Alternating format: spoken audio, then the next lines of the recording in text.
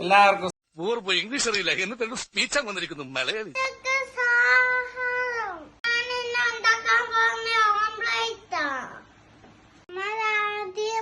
പൊട്ടിക്കാം.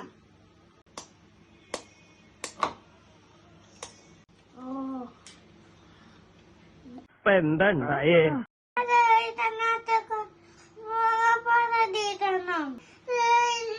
ഇതിനകത്ത് ഉപ്പിടണം.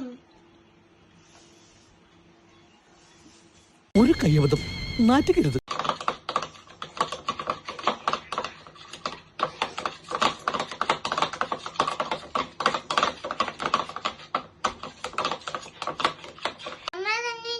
ഗ്യാസ് കത്തിക്കാം.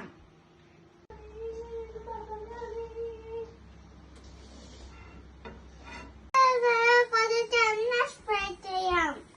ഇതിനകത്ത് മൊത്തം